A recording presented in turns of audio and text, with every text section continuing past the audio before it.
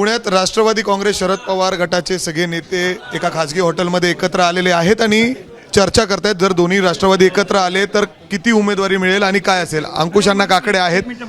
अण्णा अंकुश अण्णा असतील, वंदनाताई चव्हाण असतील, इतर जे सगळे पदाधिकारी आहेत.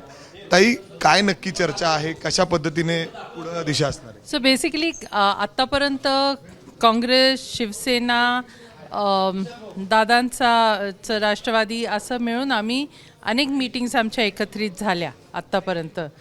पण आता काल जी काँग्रेसनी भूमिका घेतलेली आहे की ते राष्ट्रवादीबरोबर येणार नाही जर अजितदादांचा ग्रुप असेल तर ह्याच्यामुळे परत जरा विस्कटलेली घडी दुरुस्त कशी करायची त्यासाठी आम्ही बसलेलो आहोत. नाही तर परवापर्यंत अतिशय स्मूथली सगळ्यांमध्ये चर्चा चालली होती. सीट वाटप कसं करायचं ते सुद्धा फॉर्म्युला निघालेला होता.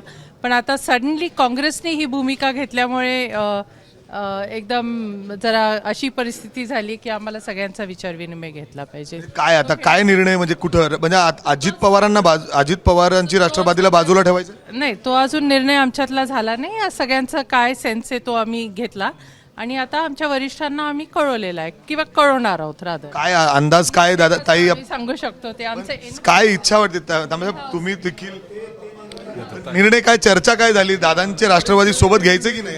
सगळ्यांनी आपापली मतं मांडलेली आहेत त्याच्यामध्ये. आणि जसं आता वंदनाताई म्हटलं की याबाबतचा निर्णय वरिष्ठांना कळून त्याच्याबाबतचा अंतिम आदेश आल्यानंतर कारवाई होईल. तशी वरिष्ठ नेते जे निर्णय घेतील त्याच्याशी आम्ही सगळे सहमत आहोत. पण फायदा कसा होईल काँग्रेसला सोबत? महाविकास आघाडी म्हणून का दादांना घेतल्यावर फायदा होईल? सगळे एकत्र गेल्यावर फायदा होईल, पण काँग्रेसची भूमिका वेगळी आहे ना. अर्थात ताई, काँग्रेसची भूमिका खूप महत्वाची आहे. त्या दृष्टीने आता म्हणजे महाविकास आघाडी म्हणून सुद्धा लढू शकतो आपण. ही भूमिका म्हणजे ते आमच्याबरोबर होते म्हणून तर हे अगदी स्मूथली बोलणं चाललं होतं आतापर्यंत. आता त्यांनी ही सडनली कशी भूमिका घेतली त्यामुळे आम्हाला परत विचार करावा लागणार आहे. तो आम्ही विचार करतो. ताई आणि साहेबांनी सांगितले अशा पद्धतीने महाविकास आघाडी म्हणजे राष्ट्रवादी, शरद पवार गट, काँग्रेस, शिवसेना, मनसे देखील सोबत असणार आहे. सांगितलेलं नाहीये आम्हाला. सांगितले लोकली जे सगळ्यांचा सेन्स आहे त्या पद्धतीने आपल्याला पुढे जायचंय. हे वारंवार सुप्रियाताईंनी पण सांगितलंय की लोकल सगळ्या कार्यकर्त्यांचा, पदाधिकारींचा जो सेन्स असेल त्या पद्धतीने आपल्याला सामोरं जायचंय. कोण कोण आता पदाधिकारी होते, काय चर्चा थोडीशी? विधानसभा अध्यक्ष, सगळे सेलाध्यक्ष आणि सगळे नेते मंडळी. पुढे त्याचबरोबर आपण अजितदादा गटाचे जे पदाधिकारी आहेत त्यांच्याशी काही चर्चा करतोय आता? पूर्वी झाली आहे ना, गेले 3 दिवस आमची झालेली आहे. आमचे फॉर्म्स भरून झाले. फॉर्म्स इन द सेन्स आमचा टेबल भरून झालंय की तुमचे सिटिंग कुठले, आमचे सिटिंग कुठले, काँग्रेसचे सिटिंग कुठले. एवढी छान चर्चा सुंदर झालेली होती. कालच्या भूमिकेमुळे आता आम्हाला परत एकदा विचार करावा लागतोय. बरं, म्हणजे अर्थात आता एक वेगळी दिशा या ठिकाणी राष्ट्रवादीकडून बैठक ही घेण्यात आलेली आहे. सर, तुम्ही देखील बैठकीला होता. काय सगळ्या पदाधिकाऱ्यांची भूमिका आहे? एकंदर आज आमची इंटरनल बैठक होती ही, आणि मला वाटतं की ही त्याचं तुमच्याशी बोलून ते सगळं व्यक्त होण्यासारखी गोष्ट नाही. आम्ही अंतर्गत ह्या विषयी बोललो आहे.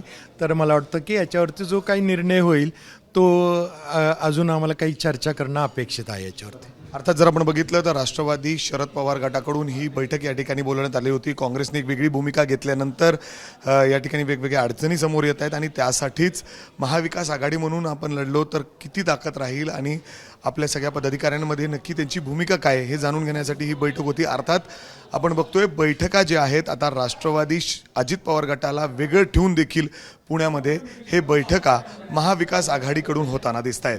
कॅमेरामॅन विजय राऊतसह मी मिकी गई, एबीपी माझा, पुणे. एबीपी माझा, उघडा डोळे बघा नीट.